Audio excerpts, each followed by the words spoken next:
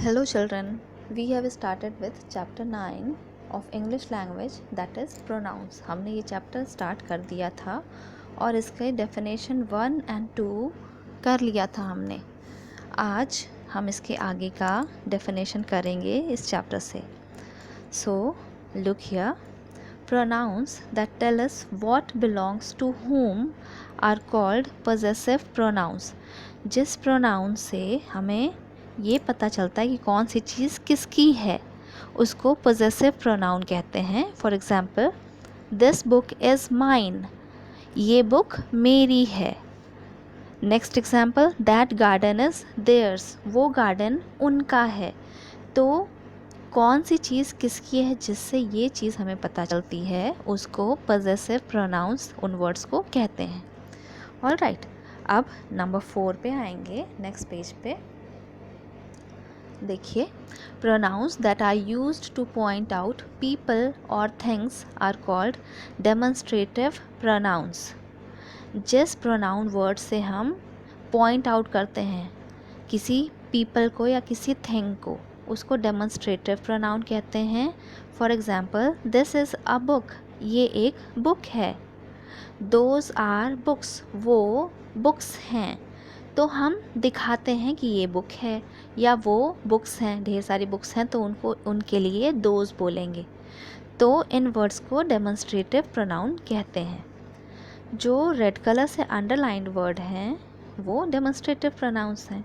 Number 5 देखिए, pronouns that are used to ask questions are called interrogative pronounce.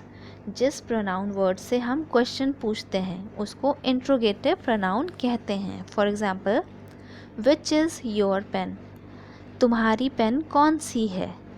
Who is knocking at the door, door पे कौन knock कर रहा है. तो जो वर्ड्स रेड कलर से आपको अंडरलाइन दिख रहे हैं, विच एंड हु, ये इंट्रोगेटिव प्रोनाउंस हैं.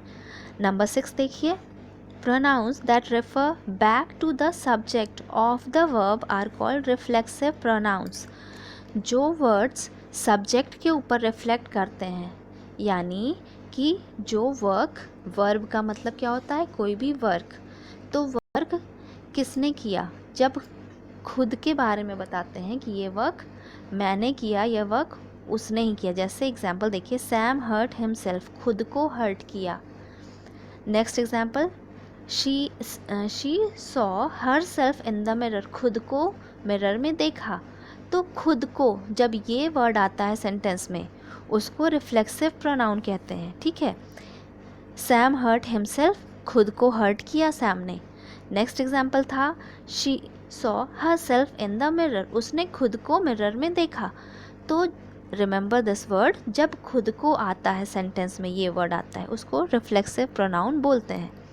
नंबर 7 देखिए, pronouns that are used for emphasis are called emphasising pronouns. जब हम एम्फेसिस करते हैं, किसी चीज़ पे जोर डालते हैं, उसको एम्फसाइजिंग प्रोनाउन कहते हैं. For example, I my self solve the sums, मैंने खुद से सम्स को सॉल्व कर लिया.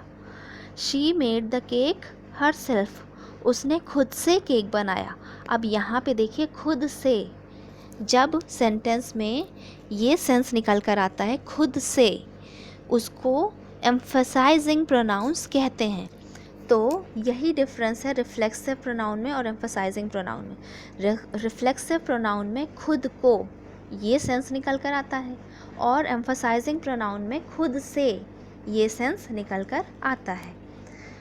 ऑलराइट, अब हम एक्सरसाइजेज देखेंगे. एक्सरसाइज सी देखिए, ये एक्सरसाइज टिल नंबर 5 आपको अपनी इंग्लिश लैंग्वेज की कॉपी में करना है. इसके बाद है next exercise D. Exercise D भी नंबर 4 तक कॉपी में आपको करना है. तो एक्सरसाइज डी में you have to fill in the blanks with suitable pronouns. जो भी सूटेबल प्रोनाउन होगा वो फिल करेंगे ब्लैंक्स में, और ये भी बताएंगे कि ये एम्फसाइजिंग प्रोनाउन है या रिफ्लेक्सिव प्रोनाउन है. ठीक है, तो this one is done, I have already done. ये आप अपनी इंग्लिश लैंग्वेज कॉपी में करेंगे. So that is all for today. Thank you.